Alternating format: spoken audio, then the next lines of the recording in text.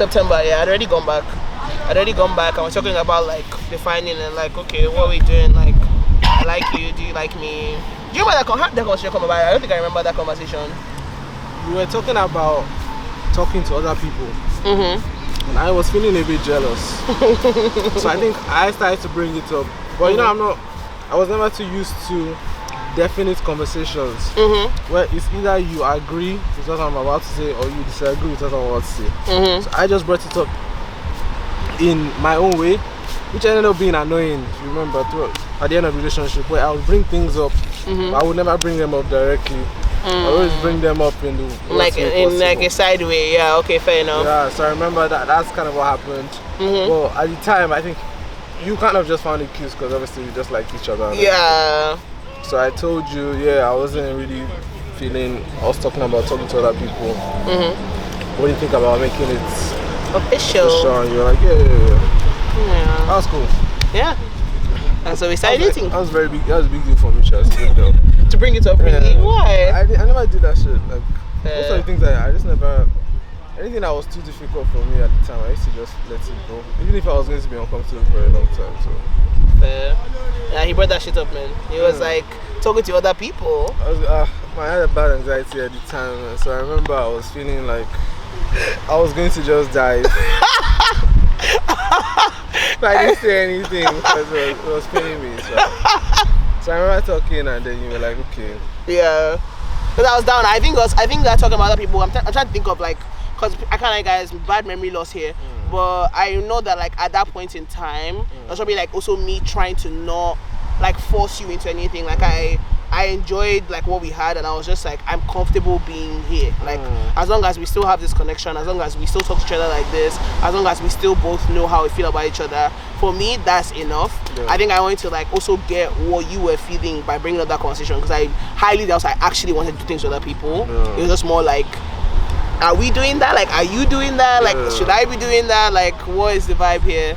And then we started dating, and it was beautiful. I can't lie, like it was really nice. Like I feel like that second year of uni, we're just like very close. Like we used to talk all that long distance was insane, but it didn't feel bad. Like I think I wouldn't, as I am now, I wouldn't do a long distance relationship because I don't think I can handle it like in the physical sense of it.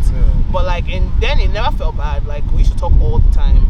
Like I would call you after class, I'd call you even during class. Like if I'm not calling you, I'm texting you, I'm sending pictures. Like you mesh well with like my friends like Ruchi. So like even when I'm having conversations with Ruchi, like existential conversations, like he's on the phone, we're all talking to each other. Like it was never weird, it was never like bad vibes.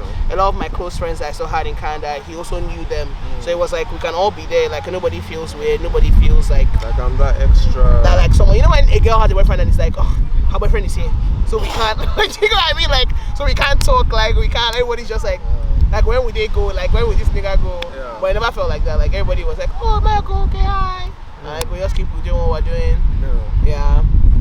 And then I will talk about the positives, but I feel like towards the end, I think I was starting to misbehave in like the worst way, because I think I was too used, because during the pandemic, which I think affected everything. We kind of at the beginning we did say we had like a codependency problem. And I think towards the end, because of your environment had changed and you were around more people, you kind of went past the problem, even without even knowing the problem existed. And I feel like I did it because I did not have that like daily interactions with people, friends all around me every day, going out to this, going out to that. All these things that you're experiencing all at once. I maybe experience like once in a while. Or maybe sometimes once in a month, because I don't ever talk like that. So I think that's kind of what kind of destroyed me in a way, where I was just always constantly disturbing you and badging you about reply time and everything. And at the time, I feel like whenever I have like a bad opinion, because I barely ever have a bad opinion. When I have a bad opinion, sometimes it takes, especially in relationships, it takes like a big example in order to like show me, oh, this shit was really bad. So like maybe it's a big fight, maybe a breakup and so I think that breakup really just reminded me, Yeah, this your codependence problem is a bit too much. It's a bit too much, yeah. Rely on things and don't like stress. Don't stress it. Out. Yeah. So yeah. I remember for me, like around the time that the breakup happened, it was COVID was going on. So I know that during COVID, I feel like I really went through a big change whereby I realized that like my life was up to me in a way that I hadn't actually realized it before then. Like I would say like before then it was like my life depended on like you guys, Zachary is walking behind making faces. But it was a thing of like my life always depended on people around me. Like I was always like, oh, my friends, like if I'm not my friends, I'm not happy. If I'm not having fun, I'm not happy. If I'm not if I'm not in school, like doing my schoolwork, like my day was very structured around school, friends, like I'm following a path. When COVID happened, it was just like it ended school, it ended seeing my friends. I'm in the house with my cousins, in the house with my family. So it was just like where I'm seeing only my family every day. I'm here all the time. Like my time was really mine. So I started doing like a lot of like projects. Like I used to just like I would buy arts, I would buy like nail stuff and be practicing how to do nails. I would like listen to music. I know at the time I was trying to lose weight, so I was like exercising a lot. I just started doing things, coloring. Yeah. I started doing like things that I always knew that I really liked to do, but never actually realized that I can just get up and do this if I really wanted to. Like I don't have to wait for somebody to tell me to do it. I don't have to wait for a schedule to tell me to do it. So I started doing all of that and I started to like really get into it, and I think that was part of the things that were breaking down my codependency issue, because I actually realized how to spend time with myself and how to like I don't need to constantly be talking to someone. I don't need to constantly be like on someone to then actually have a good time with myself. So when that started happening, it then made like we started fighting over like reply times. And again, I would say that you are not like 100% wrong, because at the end of the day, it's a long distance relationship. Like the only way we talk is on the phone.